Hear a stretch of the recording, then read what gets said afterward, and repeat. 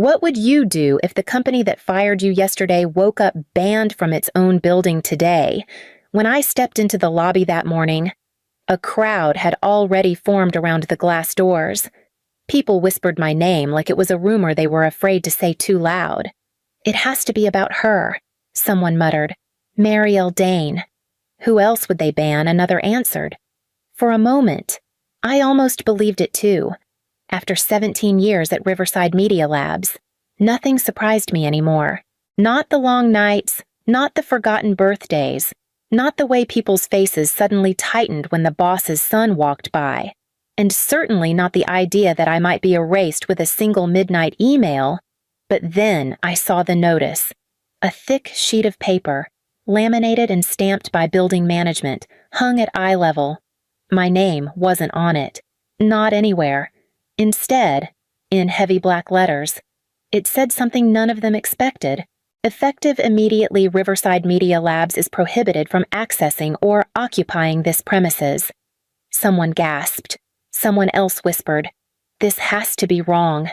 Even the receptionist looked pale as she reread the first line over and over. I stood behind them, unseen for a moment, letting the words settle into me. They were sharp, cold, and strangely satisfying. I didn't smile. I didn't need to. The truth was loud enough on its own. Evan Halbrook, the boss's son, shoved through the group, his voice tight. "Who put this here? Where is security? Somebody call the building manager right now."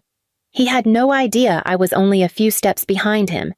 I could still hear his voice from yesterday, echoing behind the half-closed HR door. "Fire Marielle Dane immediately. And make sure you recover every piece of company property." That sentence had followed me home. Today, it followed him. I took one quiet breath and stepped back. The lobby chaos blurred behind me as the memory of yesterday pushed forward, clear and sharp, ready to retell itself.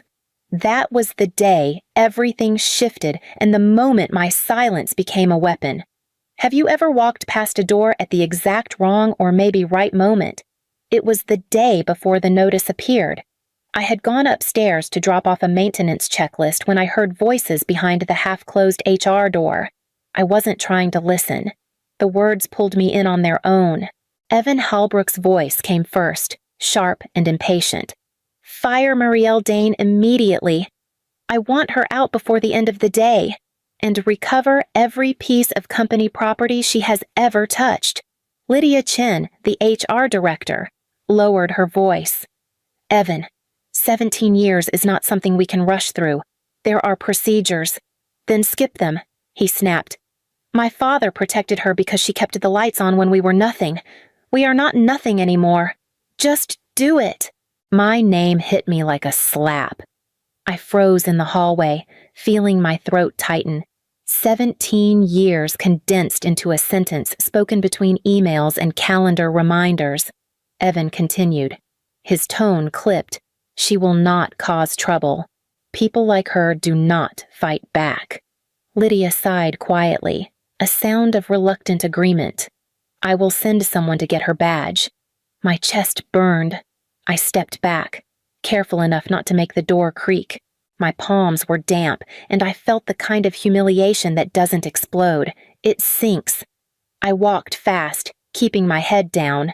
A coworker called out, "Hey, Marielle, can you check the wiring on Studio 3?" But my voice came out thin.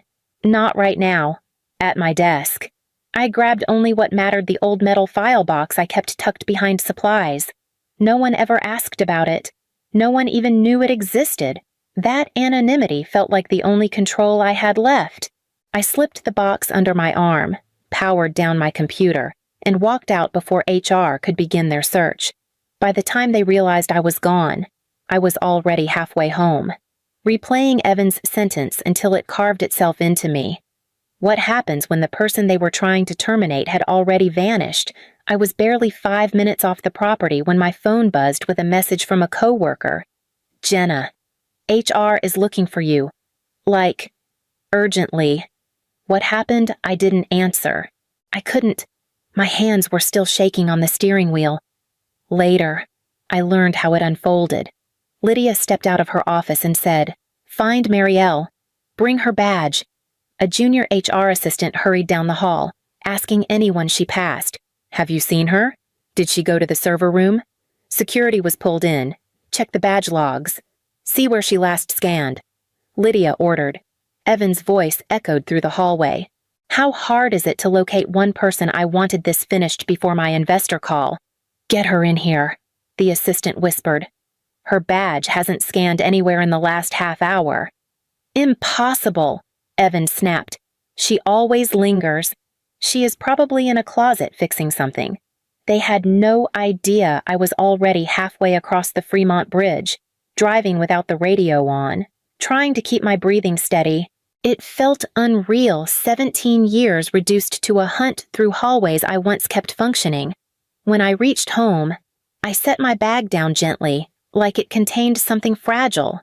I didn't turn on the lights. I didn't sit. I just stood there, unable to decide if I felt humiliated or hollow.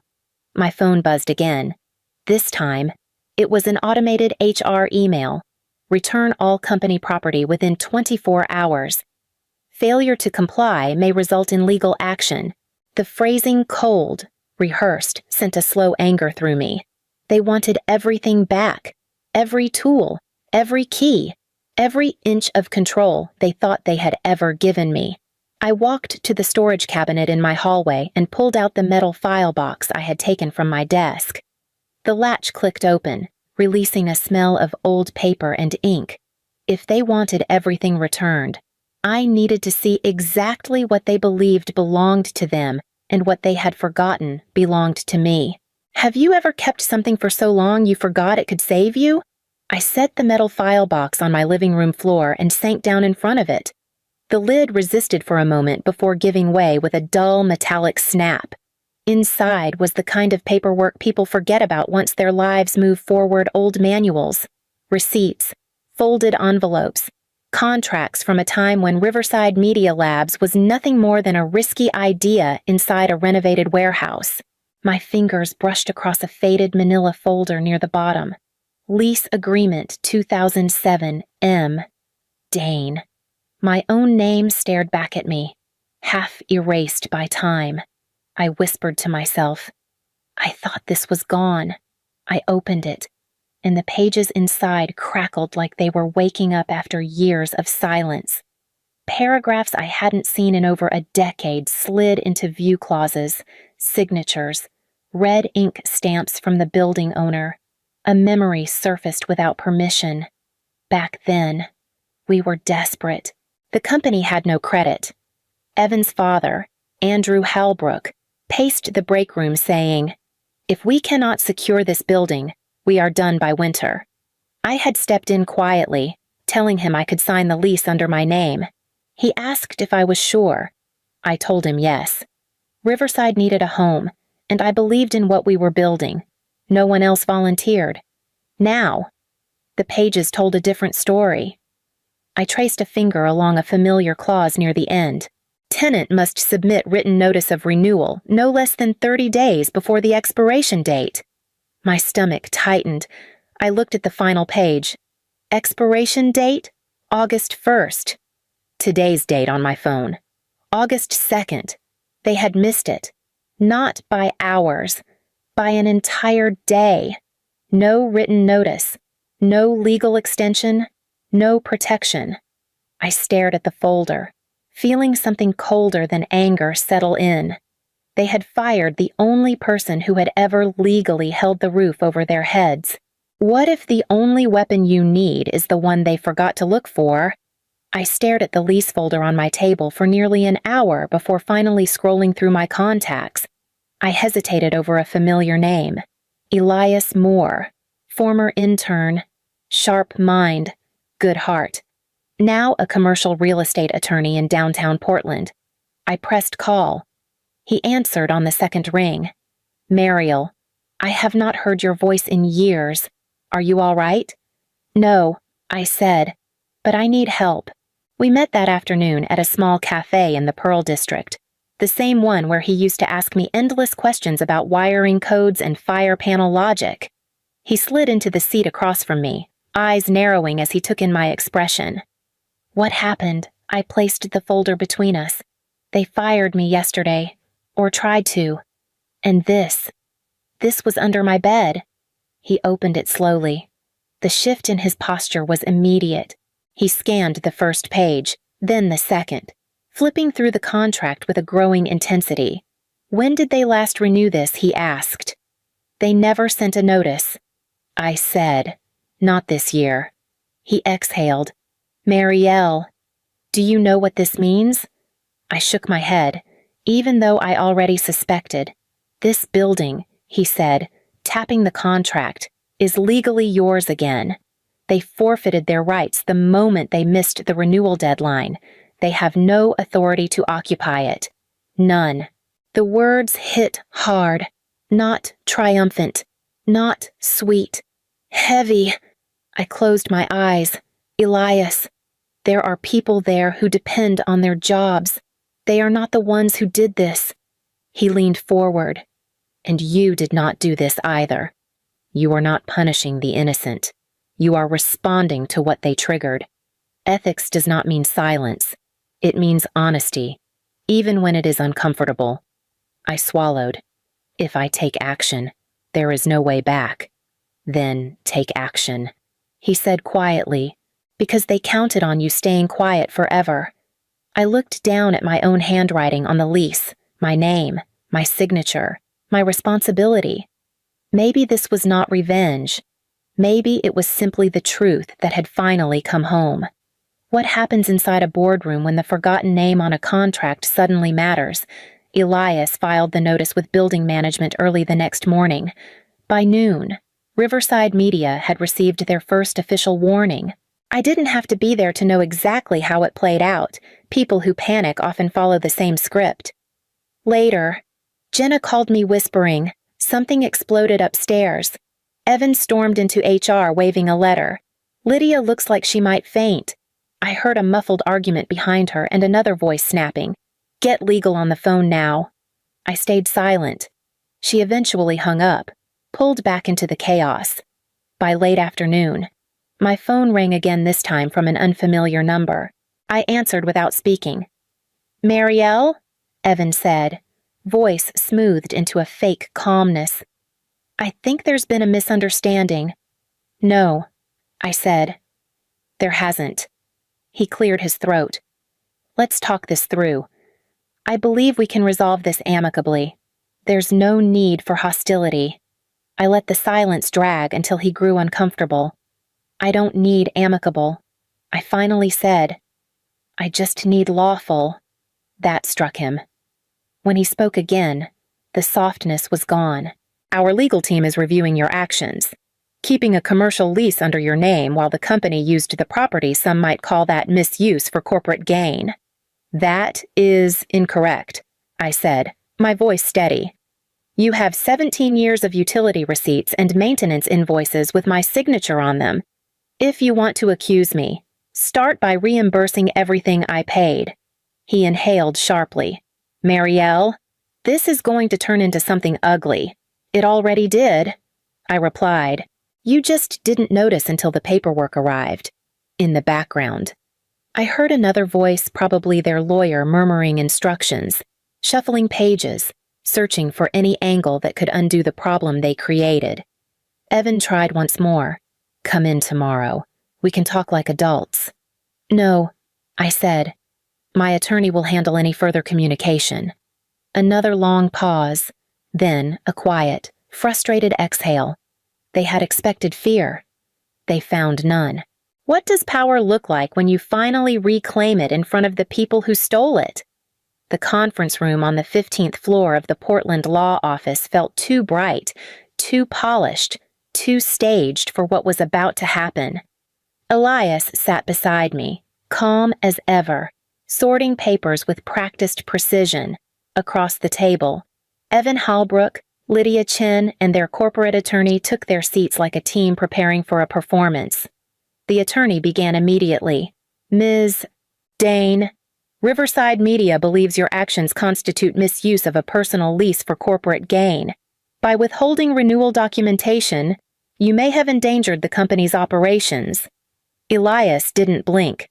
The lease was never hers to renew for the company.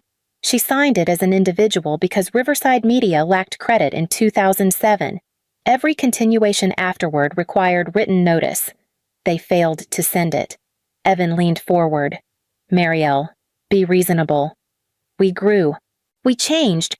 Mistakes happen. I kept my voice steady. Then your mistake is documented clearly. The attorney pushed a folder forward. You benefited from this arrangement. The company paid for repairs and Elias cut in, sliding his own folder across the table. These are 17 years of utility bills, electrical repairs, and emergency maintenance receipts, everyone paid by Ms. Dane personally. If you claim she profited, show proof. We have 17 years of proof she did not. Lydia shifted uncomfortably, eyes darting between the documents.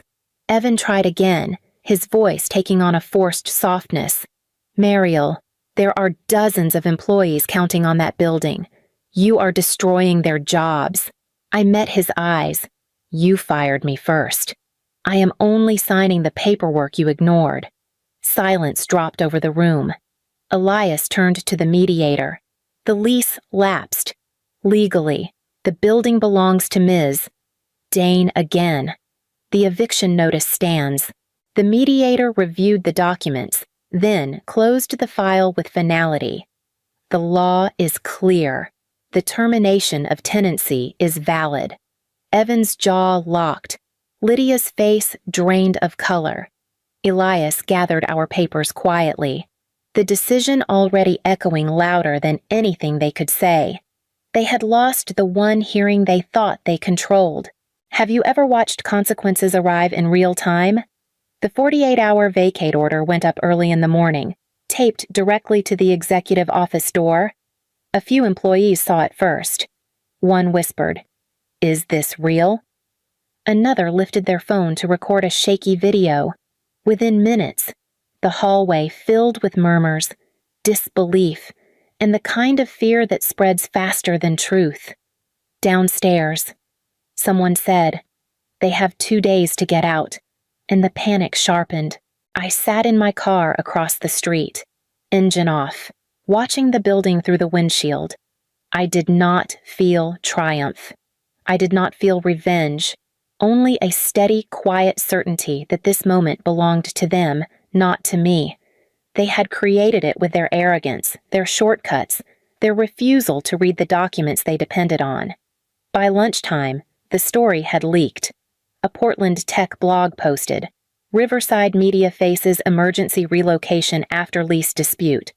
Local news vans arrived soon after. Evan stepped outside, flanked by 2 managers. A reporter pressed a microphone toward him. "Is it true you missed the renewal deadline by more than 1 day?" Evan snapped, no comment, and pushed past her. Another reporter shouted, "Did you fire the leaseholder before realizing she was still the legal tenant?" He spun around, anger rising. "This situation is being misrepresented. We are handling it internally." Behind him, movers in beige uniforms rolled out labeled crates servers, lighting equipment, office chairs. A producer from the film wing stood watching, shaking her head. Lydia came out holding her laptop against her chest, her voice thin as she told a group of staff, "Please pack essentials only. Everything else will be stored off-site." One of the editors muttered, "This is chaos. How did they let this happen?" I watched Evan try to calm an investor on his phone, his voice cracking as he said, "We can recover. We just need time." Time was exactly what they no longer had. I remained in my car until the last crew loaded the final crate. The building looked smaller, somehow stripped of its certainty, stripped of the power they always assumed was theirs. What does it sound like when the person who betrayed you finally understands what they lost 3 days after the evacuation? My phone rang again. No caller ID. I almost ignored it, but something in me, maybe curiosity, maybe closure, made me answer. "Marielle," Evan said quietly. The arrogance was gone. His voice sounded stripped, almost hollow. "I thought you would block my number."